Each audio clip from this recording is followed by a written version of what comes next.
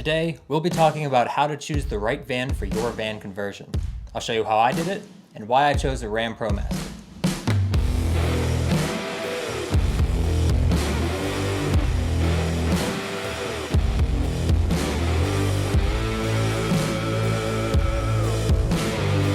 Welcome to 0 to 60 Van Life. Here we are building a van in 60 days, and this is day 2.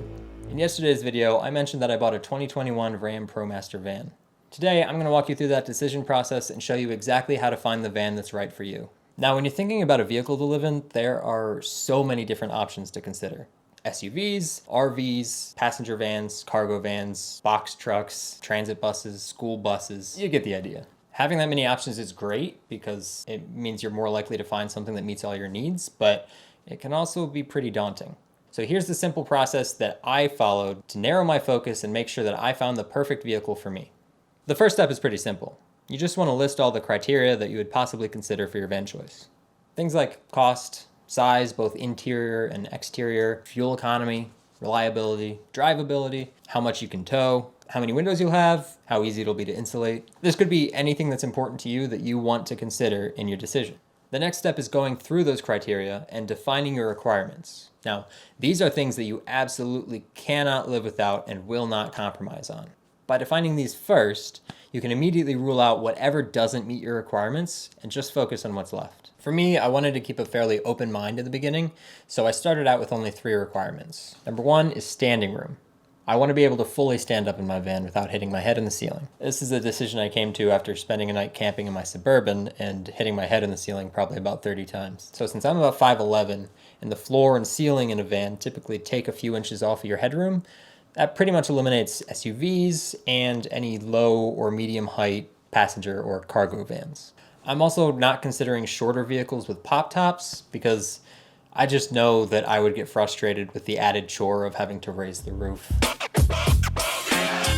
Number 2 is stealthiness. Now this one's a little harder to quantify, but it encompasses a few different things. Basically, I want a vehicle where I can park in a public space and not draw too much attention to myself. That pretty much eliminates RVs and school buses because either one suddenly parked somewhere overnight is probably going to raise some eyebrows. Staying stealthy also means that I need to be able to go from the driver's seat into the living area without exiting the van. That pretty much eliminates box trucks or vans with a bulkhead separating the cab. Then my last requirement was drivability. I wanted something that I could park easily in a standard parking space, that would handle relatively well, and that most importantly, I like to drive. I think this should be a requirement for everyone considering a van build. You need to test drive, because if you hate driving it, you're not going to like living in it. Channel your inner Marie Kondo. Ask yourself, does this spark joy? And if it doesn't, maybe you should keep looking. So now you have your requirements, as well as a list of criteria that you want to consider. The next step is to take a comprehensive look at your remaining options and evaluate them for each of the criteria that you picked out. For this step, I like to create a decision matrix. This is a tool that lets you compare different options with unrelated performance characteristics. If you've never used one before, it's basically just a table where the rows represent your different options, and the columns represent the criteria that you want to consider. Then for each spot in the table, you want to rank how each option performs for each criterion. Here, I use an arbitrary scale of 0 to 5, where higher numbers mean the option performs better. Now you can add up all the ratings in each row, and you'll have a numeric value for which option performs the best across all of your criteria. Now, some things you'll care about more than others, so to make this more accurate, you can add a weight value to scale the ratings higher for things you care more about, and lower for the ones you don't. Here again, I used a made-up scale, and I rated the criteria based on their relative importance to me. Now when I add up all the ratings, I multiply each one with the weighting I gave that particular column. This will give a final rating that will more accurately reflect your preferences. Now let's get to the actual decision matrix I used for the van. With my 3 requirements, the only category of vehicle that remained was high-roof cargo vans, of which there are really only a few commonly available options in the US. The main ones, of course, are the Mercedes Sprinter, the Ram ProMaster, the Ford Transit, and the Nissan NV. These are the vans I added as options in my decision matrix, adding a separate entry for each variant that I felt was different enough to affect the score. Just a quick note, I'm only considering new vehicles, mostly because I'm time constrained, but you can definitely apply this technique to used vehicles as well. You just might have a few extra criteria. Things like mileage, age, condition, expected repairs, You're going to want to keep track of these as criteria in your decision matrix. Anyway, here's how I weighted each of my criteria, with interior size, stealth, and drivability as my highest concerns.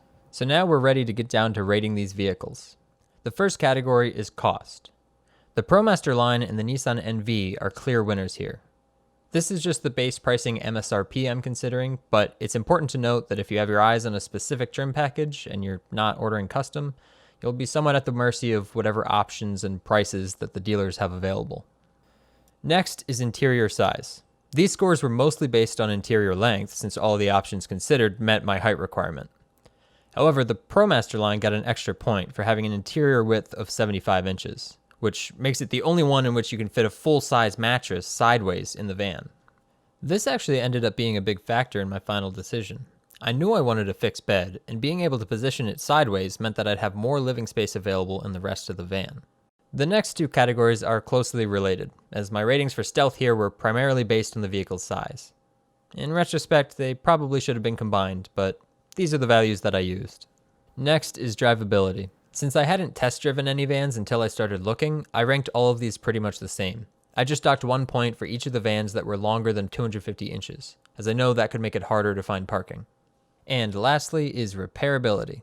Even though I'm buying new with a warranty, I want to know that I have the ability to fix something on my van if it breaks down and I'm not near a dealership. I'm pretty experienced doing this on a variety of vehicles, but I have no experience working with diesel engines. So for this category, I ranked the diesel Sprinter vans out of 3, the import Nissans out of 4, and the domestic vans out of 5. And with this, we're ready to calculate the total scores for each option. These clearly show the 159 and 136 ProMasters in the lead, with the extended ProMaster and the Longford Transit also relatively strong options. Now, these scores aren't meant to be treated as gospel. They're meant to help you make the decision and understand why. After considering these top 4, I actually decided to disqualify the 136-inch ProMaster entirely, because when I compared it with the others, the limited space I would have just became a deal breaker. This tool is only an approximation of reality, so don't be afraid to make the decisions that you feel strongly about.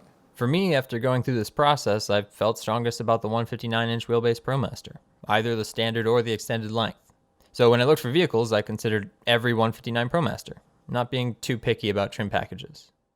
I probably would have considered the 148 Transit as well, but I got lucky, and I found a great deal on a ProMaster pretty quickly. I'll leave a link to the spreadsheet below with my decision matrix, as well as a template so you can make your own. I hope this helps you to make a more informed decision. Let me know in the comments if you have any questions, or if you have any different strategies that you would recommend for deciding on the perfect van. Hey, thanks for watching until the end of the video. You may have noticed that it's not day 2. It's actually day 21. Don't worry, the project is still moving forward. I'm just really behind on uploading videos. Over the past 3 weeks, I've gotten the layout planned, finalized the budget, started ordering parts, did the first major install on the van, and finished my master's degree. So we're making progress. I'm working on editing that footage now to get you guys up to speed because we've got some really exciting things coming down the road. If you want to follow along, hit subscribe, leave a comment, yell at me for not uploading. We'll get this van built. I'll catch you later.